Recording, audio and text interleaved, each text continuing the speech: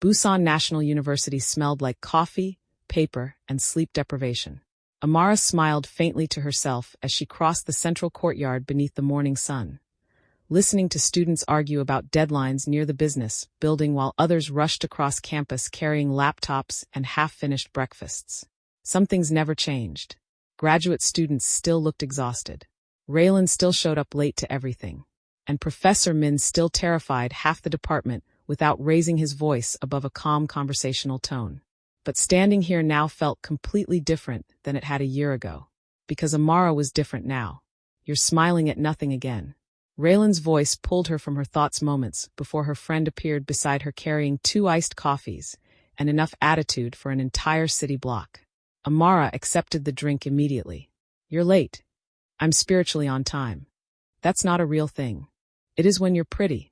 Amara laughed softly under her breath as they crossed toward the graduate building together. The sound came easier these days. So did everything else. A year ago, she walked through this campus feeling lost more often than confident. She had spent most of her time trying to survive expectations, loneliness, culture shock, and emotions she barely understood after meeting Changho. Now she moved through the university like she belonged there. Because she finally did. Not just at the university. In Busan. In the pack. In her own skin. You realize everyone still stares at you, right? Raylan asked casually while sipping her coffee. Amara sighed immediately. Please don't start. I'm serious. Half the campus thinks you're secretly married to a billionaire crime boss. Amara nearly choked on her drink. Changho is not a crime boss. Raylan gave her a long look. That was the part you corrected. Amara laughed again despite herself. The rumor mill surrounding Changho had somehow become worse over the last year. Between his family reputation, the visible security around certain pack events, and the fact that he looked intimidating even while standing silently in elevators, students had built entire fictional universes around him. The worst part, Changho knew about the rumors, and occasionally encouraged them. They stepped into the graduate building together, while conversations echoed through the halls around them. Several students greeted Amara immediately as she passed. Others moved aside respectfully without even realizing they were doing it. The subtle shift still fascinated her sometimes. Wolves recognized her instincts now even when humans didn't. Confidence changed body language. Presence. Energy. Amara carried herself differently these days, and people reacted to it whether they understood why or not. Professor Min looked up from his desk the second Amara entered the classroom later that afternoon. His sharp eyes studied her carefully over the top of his glasses before a faint expression of approval crossed his face. You look rested for once. Amara smiled slightly as she settled into her seat. I'll frame that compliment forever. Several students laughed quietly. Professor Min shook his head once before organizing papers near the front desk. You nearly gave this department collective heart failure last semester, he said dryly. I trust your life has become less eventful. Amara thought about rogue wolves, alpha politics, supernatural bonds, and the fact that she could currently sense Changho somewhere outside the building waiting for her. Then she looked back toward her professor calmly. Considerably. Professor Min narrowed his eyes slightly like he knew she was lying. But thankfully, he let it go. The class ended just after sunset. Students slowly filtered out into the evening while Amara gathered her books near the back row.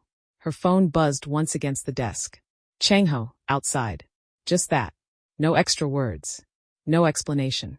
The warmth that spread through her chest afterward was immediate. Raylan noticed instantly. That man really picks you up from class every single day. Amara slid her phone into her bag while trying not to smile too hard. He was already nearby. MHM. He had meetings downtown. MHM. Amara narrowed her eyes. You're annoying. And you're in love. That answer hit a little too accurately. By the time Amara stepped outside, the city lights had already started glowing across campus. Changho stood beside his car near the curb, wearing a black coat with one hand in his pocket, while talking quietly on the phone. Several students passing nearby openly stared at him. Amara understood why immediately. Tall, broad shoulders, dark hair slightly pushed back from his face. Calm confidence rolling off him so naturally it barely seemed intentional anymore. The moment he noticed her walking toward him, his entire expression shifted subtly. Softer. Focused. Like his attention locked onto her automatically before anything else. The sight still affected her every single time. Changho ended the call immediately once she reached him. How was class? Amara handed him part of her books without thinking. Professor Min thinks I almost killed the department. That sounds dramatic. He learned it from you. A quiet laugh escaped him as he opened the passenger door for her. Amara paused before getting inside, looking out across the Busan skyline stretching beyond the university. A year ago, she stood in almost this exact spot feeling terrified her entire life had become too complicated to survive. Now the city felt familiar, loved, chosen. And when Changho's hand settled gently against her lower back as she climbed into the car, Amara realized something that no longer scared her to admit. Korea wasn't temporary anymore. This life wasn't temporary, and neither was he. Changho's POV. The compound sounded different during celebrations. Music drifted through the courtyard while wolves moved between long tables covered in food, drinks, and enough alcohol to guarantee at least 3 regrettable decisions before midnight. String lights stretched across the upper balconies, reflecting softly against the dark mountain backdrop surrounding the territory. For the first time in years, the pack felt completely relaxed. No patrol tension, no war meetings, no fear hanging over every conversation. Just peace. Amara stood near the center courtyard laughing at something Sable said, while several younger wolves crowded around nearby grills arguing loudly over whose cooking was better. Changho watched her from across the compound with a drink resting loosely in his hand. And despite everything he had survived in his life, nothing had ever affected him the way this woman did. You're staring again. Han stepped beside him carrying 2 drinks before handing one over casually. Changho took it without looking away from Amara. She threatened Taejin with a serving spoon 10 minutes ago, Han said. You should probably intervene before she becomes too powerful. Changho's mouth twitched slightly. She already is. Han snorted quietly into his drink. The terrifying part was that Changho wasn't joking. A year had changed everything. Not just for the pack. For him. Before Amara, Changho spent most of his life surviving responsibility instead of actually living through it. Every decision carried weight. Every relationship felt transactional. Every moment of peace felt temporary because leadership never truly stopped demanding something from him. Then Amara walked into his life and somehow turned the entire world louder, warmer, and infinitely more dangerous emotionally than he had ever planned for. And now, he couldn't imagine existing without her in it. Across the courtyard, Amara finally noticed him watching her. The second their eyes met, the bond warmed instantly between them. Changho still wasn't used to how naturally it happened now. One look from her could shift his entire mood. One touch from him could calm her before she even realized she was anxious. The connection no longer felt overwhelming. It felt permanent. Amara excused herself from the group and crossed the courtyard toward him. Several wolves greeted her along the way without hesitation. Some bowed their heads respectfully. Others smiled openly. One younger wolf asked her to settle an argument about patrol rotations, which made her laugh before she promised to deal with it later. Changho watched every interaction quietly. Not because he doubted her. Because he still loved seeing it. The pack no longer looked at Amara like she was visiting their world. She belonged to it now completely. And every wolf in the territory knew it. You're brooding at a celebration, Amara said as she stopped in front of him. Changho slid one arm around her waist immediately, pulling her lightly against his side. I'm observing. That sounds suspiciously like brooding. Han looked between them once before immediately backing away. Nope. Absolutely not getting trapped between bonded mate flirting tonight. Amara burst out laughing while Changho looked entirely unashamed. Coward, Changho muttered. Han pointed toward them while retreating toward the food tables. You two stare at each other like emotionally unstable soulmates. I'm protecting my peace. Amara laughed harder. Even Changho lost the fight against smiling after that. The music shifted slower across the courtyard while wolves continued talking and drinking around them. Amara rested comfortably against Changho's chest, her fingers absent-mindedly playing with the front of his shirt while city lights glowed faintly beyond the compound walls in the distance. This feels nice, she admitted quietly. Changho looked down at her. Peace. Amara shook her head slightly before looking around the courtyard. This. The pack. The laughter. The ease in the air. The feeling of belonging she once thought would never fully happen for her anywhere. Changho followed her gaze across the compound. Then his eyes returned to her. You changed this place. Amara blinked once. What? His hand tightened slightly around her waist. You made it feel alive again." The sincerity in his voice hit her so hard she forgot how to breathe for a second.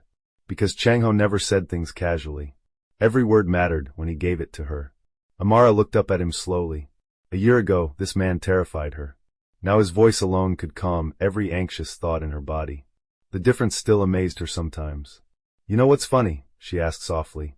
Changho brushed his thumb slowly against her waist. "What?" "I thought coming to Korea was supposed to help me figure out who I was." His expression softened immediately. "And?" Amara smiled faintly. "I did." The bond wrapped warmly between them again.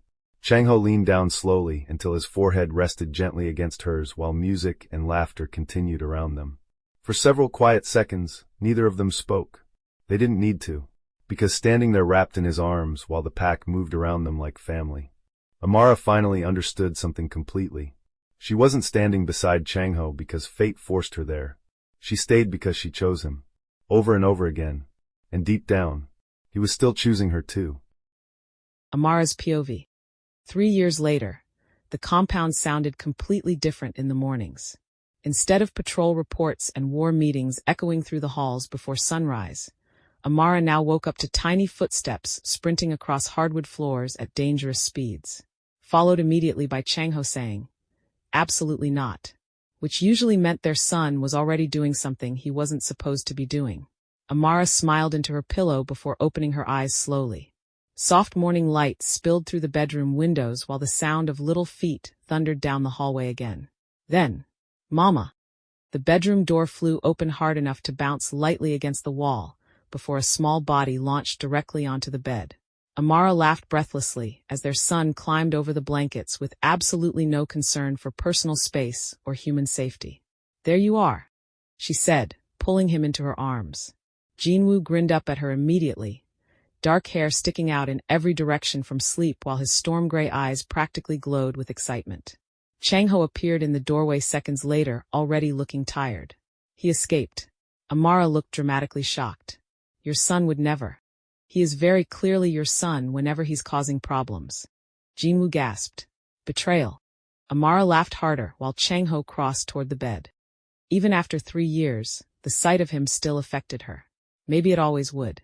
Changho looked older now in the best possible way. Not aged. Settled. The sharp intensity he carried constantly during the war years had softened around the edges, especially inside the compound. He still carried himself like an alpha every second of the day, but now there was warmth beneath it that the pack no longer feared getting close to, especially around his family. Though judging by the look on his face now, Jinwoo had absolutely been terrorizing him since sunrise. He climbed onto the kitchen counters again, Changho said. Jinwoo immediately pointed at him. "I was investigating. You are 4. I'm advanced." Amara buried her face against Jinwoo's hair, trying not to laugh while Changho looked deeply unimpressed. The bond moving between them carried pure affection anyway. Jinwoo suddenly turned toward Changho with suspiciously narrowed eyes.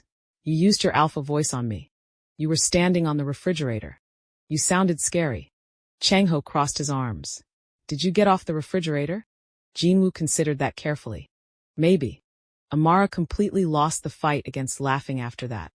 Changho finally climbed onto the bed beside them, one arm automatically sliding around Amara's waist, while Jinwoo immediately crawled across both of them like a tiny chaotic wolf determined to physically occupy maximum space.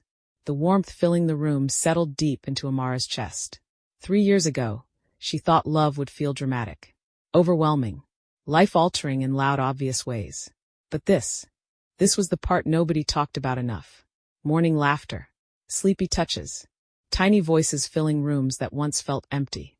The quiet peace of building a life with someone after surviving the worst parts of each other's worlds. Jinwoo suddenly lifted his head slightly before looking toward the bedroom door. Amara noticed the shift immediately. Changho did too. "Someone's outside," Jinwoo announced proudly. Amara blinked once. Then footsteps sounded in the hallway seconds later. Changho sighed deeply. "He's definitely yours." The bedroom door opened again almost immediately afterward as Han stepped halfway inside looking exhausted already. "The Eastern Patrol wants to know why your son stole a radio." Jinwoo sat up proudly. "Tactical acquisition." Han stared at him for several long seconds before looking back toward Changho. "He's getting worse." Changho looked offended. Why are you saying that to me? 'Cause he has your face while committing crimes. Amara laughed so hard she nearly fell sideways off the bed. Even Changho gave up and covered part of his face with one hand, while Jinwoo looked entirely pleased with himself. A little while later, the compound slowly came alive beneath the morning sun. Wolves crossed the courtyard carrying supplies while others prepared for training near the lower grounds. Laughter drifted through the open windows alongside the smell of coffee and breakfast from the main kitchen. Peace had settled into the territory fully now. Not temporary peace. Not fragile peace. Real peace. The kind they fought for.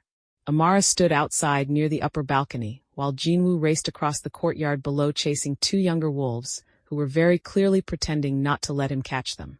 Changho stepped behind her moments later before wrapping one arm slowly around her waist. The touch still felt like home. Some things never changed. You're smiling again, he murmured quietly near her ear. Amara rested back against his chest comfortably. I was thinking. That usually worries me. She smiled softly before looking out across the compound again. 3 years ago, she crossed the world searching for independence, purpose, and a version of herself she hadn't fully discovered yet. What she found instead was far bigger than she ever planned for. A pack, a family, a life she chose completely. And the man standing behind her, the alpha who once terrified her almost as much as he fascinated her, had somehow become the safest place she'd ever known. Jinwoo's laugh echoed across the courtyard below while the morning sun stretched warmly across the compound.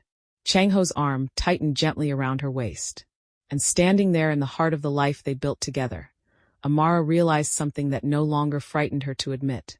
Home had never been a place. It had always been him.